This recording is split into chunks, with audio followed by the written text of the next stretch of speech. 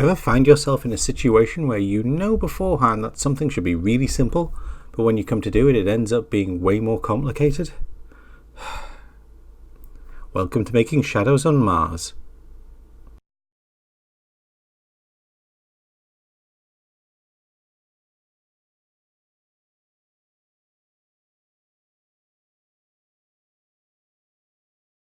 Hey YouTube! The origins of this tutorial began when I first watched Andrew Kramer's demo of Orb. Oh, by the way, if you haven't been watching the series, then Cup. This tutorial requires the free Orb plugin from Video Copilot. I think I'm going to stick to Cup from now on. It should be quicker to say and get us there a lot sooner. So, in a moment, I'll start recreating Mars, and then I'll add its two moons, Phobos and Deimos. And then I'm going to use a combination of lights, expressions and key light to add moon shadows to the Martian surface. Woo! What is going to suck is that I'm going to end up using the same damn expression over and over again. It's in the description, just copy it and adapt it as I go. I wanted to use parenting instead, but nope, that didn't work. Also, I'm going to cheat completely on the scale of the moons. In reality, they are way too small to make adding shadows worth it. But hey, I created a new technique, you hopefully will learn something, and then we can get on to a really easy one for Jupiter. I promise. Okay, let's get started. I have an HD comp here, 1920 by 1080, and I've called it Mars System, just to keep the purists happy. Although, if you really care about this thing being accurate, you're going to be pissed. Next, let's create a new layer. New layer. Make it comp sized and Mars red orange, not that the color matters. Hit enter and name it Mars Surface. Now let's drop in our textures. I googled Mars texture map and found quite a few to choose from. I used these ones from Pixel Planet Emporium. The site's creator has spent some time on these, and each texture map also has a corresponding normal and bump map. I'm using the free 1K textures, but the site sells higher res versions if you so desire, and they're not exactly expensive. Drag the texture map and normal map into the comp. And now let's add the orb effect. Making sure our Mars surface layer is selected, go to Effect, Video Copilot, Orb. Expand the Maps section and set the diffuse layer to the Mars color and the bump map to Mars normal. Make sure to check the Use Normal Map option. In the Materials section, set the specular to 0. And now let's add a null object to control our planet, but it'll also control our moons. Go to Layer, New, Null Object. Hit enter and name it Mars Null. Make it a 3D layer and hit P to expose the position keyframes. Using the position pick whip on the Mars surface orb, link the position to the Mars Null position properties. Select Mars Null again and hit R to show the rotation properties, and now link the orb's rotation controls to these settings. Now our 3D null not only controls where the planet is in 3D space, but also where it's pointing. It might seem like an unneeded step, but you'll be grateful later on as you try to line up camera shots. Trust me on this. Select Mars Surface and duplicate the layer by going to Edit, Duplicate. Hit enter and rename it Mars Clouds. Create a new layer and name this one Clouds Text.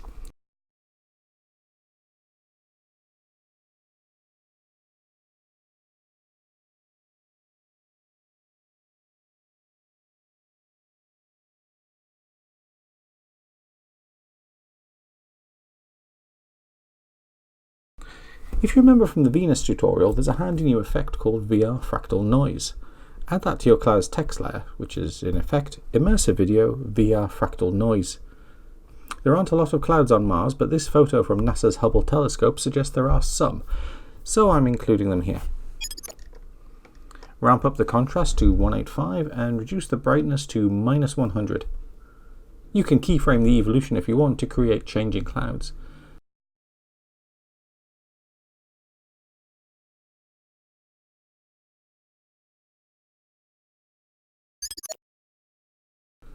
Then matching the photo, add a tint effect, which is Effect Color Correction Tint, and set the white to a light blue color.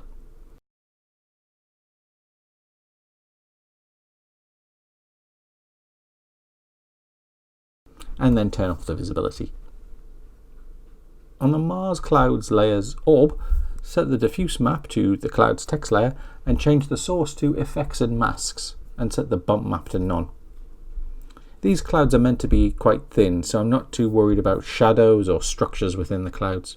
In the timeline, open up both the Mars layer's orb properties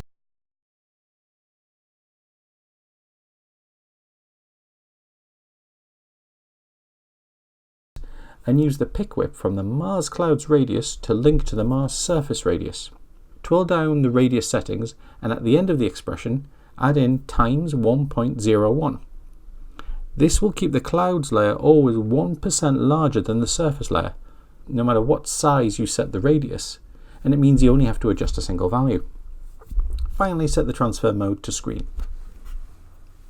Now to create an atmosphere, but to get the right effect we need to add a sunlight first. Go to Layer, New, Light. In the options, make it a parallel light, white, and call it Sun.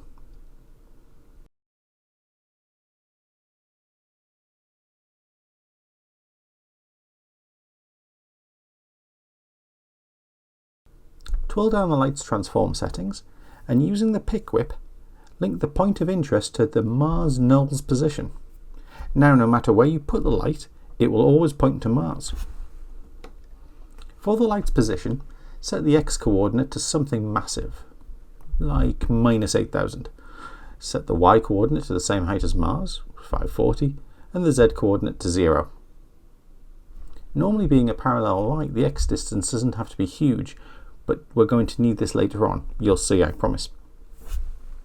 Okay, atmosphere time. Duplicate the Mars Clouds layer.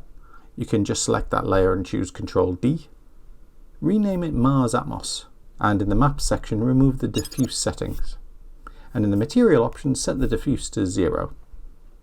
Set the illumination to 5, and in the illumination options, set the Fresnel to 1, the bias to 4.3, the shadow light to 1, and the shadow light contrast to 1.4, and finally the expansion to 0.08. And now set an illumination color. If you go for the NASA Hubble image, you need to choose a blue color, but to me it didn't look right. Not what I'm used to seeing in movies. So I've chosen a red. If I create a camera now, layer new camera, I can fly around a bit and it becomes easier to see what I mean.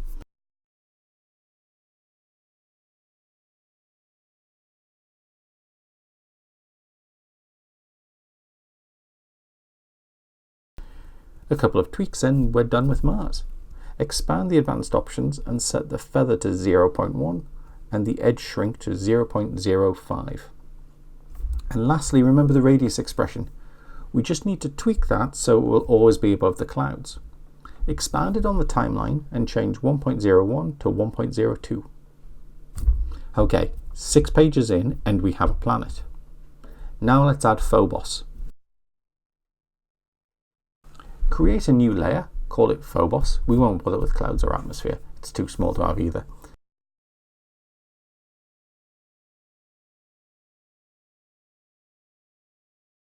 And add orb to it.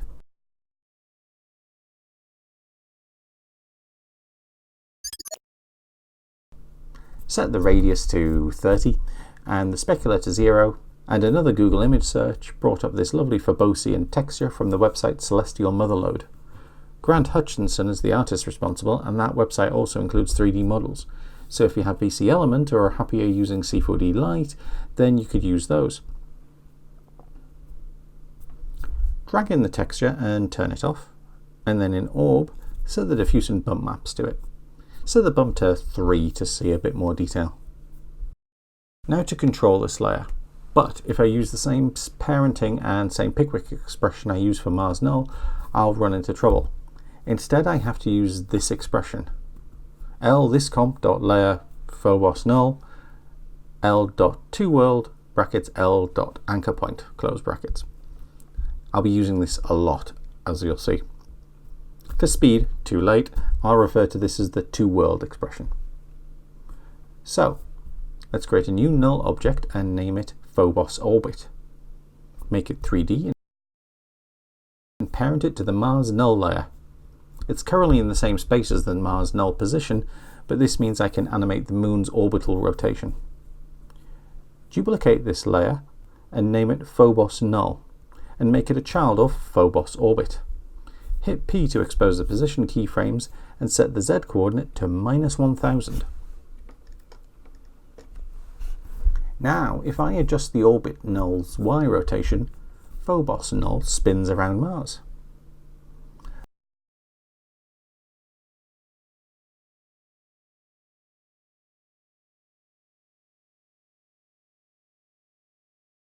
But you've probably spotted that the Phobos Null's position is all zeros. So to link Phobos's orb to my Phobos Null, I have to convert using the twoWorld expression to find the 3D coordinates. Alt-click on orb's position settings and paste in the twoWorld expression. It's off screen for the moment, but if I adjust the orbit's rotation, I can bring it into view. I can still link the rotation controls to the Phobos Null rotation, of course.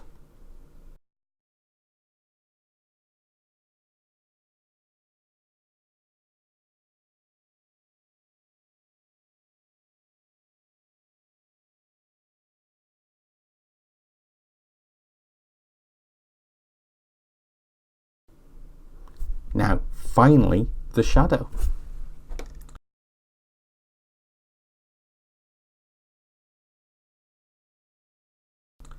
Duplicate Phobos Null and call it Phobos Shadow Null.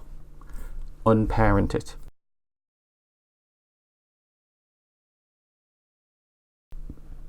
Then in its position properties, paste in the twoWorld expression. Now, hit R to expose the rotation keyframes and Alt-click on the orientation stopwatch. Using the expressions library, go to Vector Math and choose Look At. Change the from point to transform.position. That's this layer's position. And then use the pick whip to select your sun's position.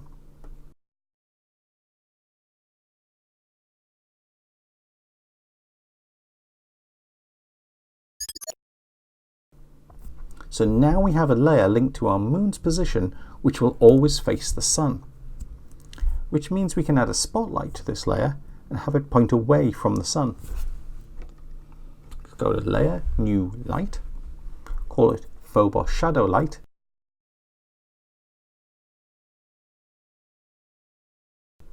make it a spotlight, set its intensity to 1000% and its color to bright purple, and its cone angle to 1 degree with a feather of 0.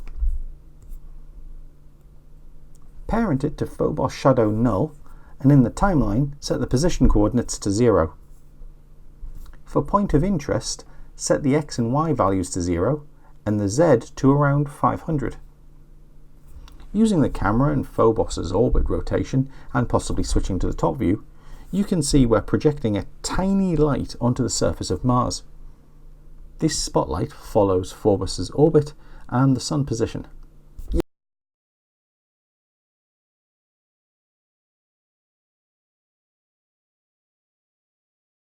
Yay, almost done. We just need to change the color to black. Unfortunately, black light doesn't show up. To get around this, duplicate the Mars surface layer and rename it Shadow Catcher, mainly because it sounds cool. Drag this layer above all the other Mars orb layers, and in the Maps options, set the diffusion bumps to none. In the Material options, set the color to medium grey. I did this by setting the B setting to, which I think stands for black, to around 50%. Now let's add a key light to this layer, Effect, Keying, Key Light, and use the color picker to select our spotlight. Change the view to Screen Matte, and now you can tweak the Screen Matte settings. I used -3 on the shrink and grow, and added 5 for the softness. And then set the layer's transfer mode to multiply, and quickly add in a new black solid for the background and drop it in behind all the other layers. And that's it.